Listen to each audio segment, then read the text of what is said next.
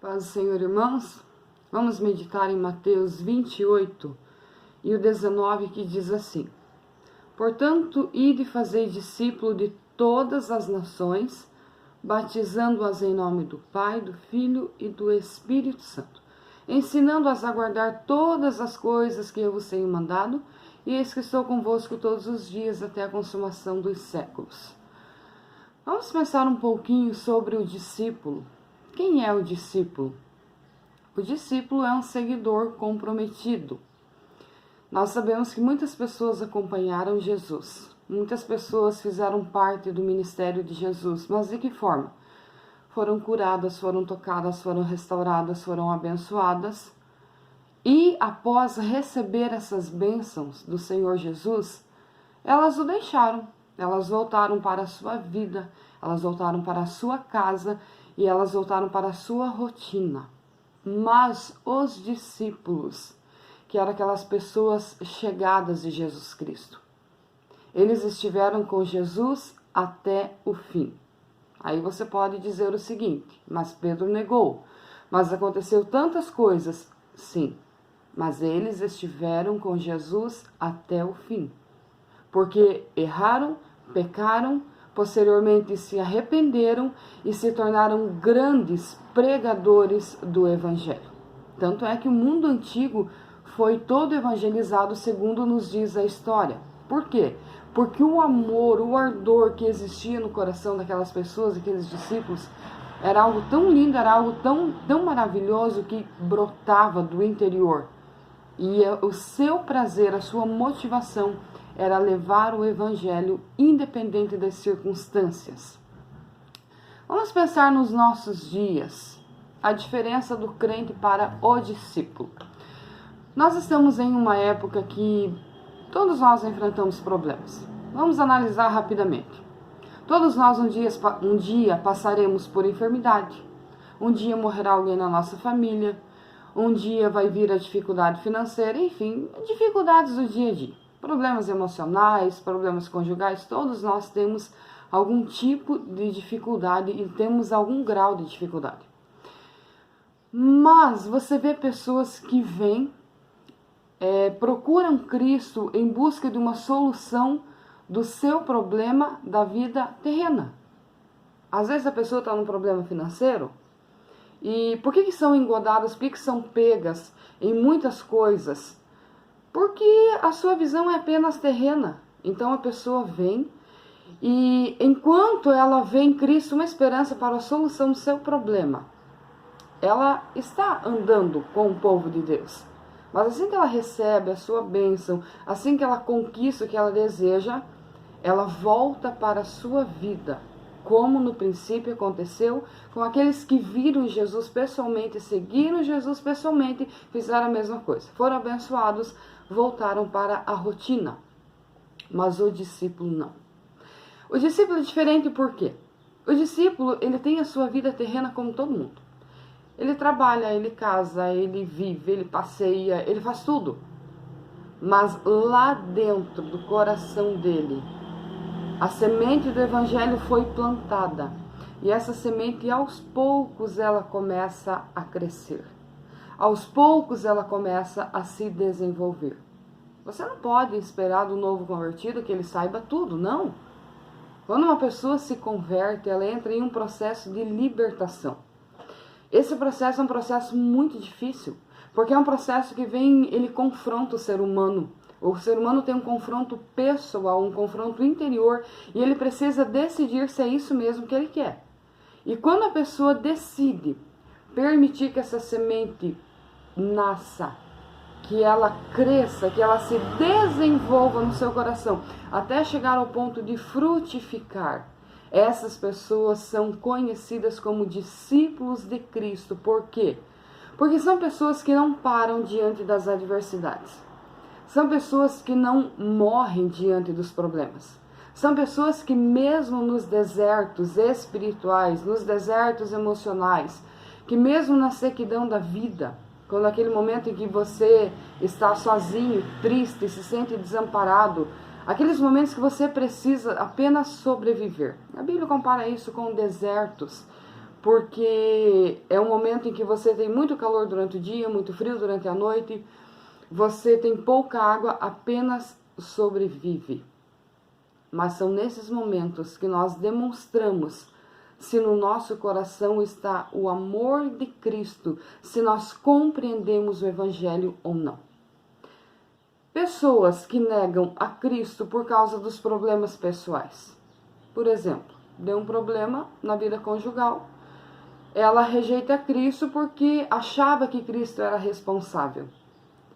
Pessoas que ao ficarem enfermas, negaram o nome de Cristo porque não compreenderam que todos nós estamos sujeitos. Pessoas que quando o luto chegou na sua casa, deixou de crer no poder de Deus. Por quê? Porque Deus não curou um membro da sua família. Qual o problema disso? O discípulo não tem dificuldade em compreender que essa vida aqui é passageira, que ela é terrena e que ela tem um tempo. Não adianta eu dizer para você que na tua vida tudo tem um tempo se eu não compreender que na minha vida é igual. Na minha vida tem um tempo, as coisas têm um tempo sim. E se eu não compreender isso, aí eu me frustro. Por que quando o problema é com o outro, aí nós temos argumentos, nós temos conselhos, mas quando o problema é conosco, aí nós temos dificuldade de assimilação, aí nós temos dificuldade de aceitação. Eu falo isso porque já passamos pelo luto e compreendemos que é um momento muito triste, é um momento muito difícil, mas é um momento em que nós não temos controle. O discípulo compreende o quê? O tempo em que vivemos na terra é um tempo de aprendizado, é um tempo de aperfeiçoamento. É igual a você comparar crianças. Na verdade, não se compara crianças. Cada criança tem o seu tempo. Uma fala antes, uma caminha antes. Enfim, as crianças são assim. Os discípulos de Cristo também. Alguns irão se desenvolver melhor do que os outros. Mas não importa que todos não irão crescer. Todos irão crescer dentro do seu tempo. Sim. Bem, e se isso não acontecer dentro do tempo determinado por Deus? Quem corta a árvore não somos nós. Quem corta a árvore é o próprio Deus. Então precisamos compreender esses princípios. O discípulo não desiste por causa da dificuldade. O discípulo é aquela pessoa que sofre batalhas interiores e exteriores, mas lá no íntimo do seu coração, ele tem a fé, ele tem a esperança e ele sabe, como Jó falou, eu sei que o meu Redentor vive. Tem momento que você viverá só de promessas, porque a dificuldade atual será tão grande que a única coisa que irá nortear você será a promessa de Deus na tua vida. Não tem problema. Se você está passando um momento desse, se você está passando uma fase dessa, não tem problema. Porque se você tiver a promessa de Deus, você tem tudo. Guarda o que está escrito em Eclesiastes 3, que para tudo tem um tempo. Se está passando dificuldade, se está sofrendo, não importa. Nós temos que compreender que todos os seres humanos na face da terra sofrem. Todos. O problema é que quando você está enfrentando uma luta muito grande, você acha que é só você.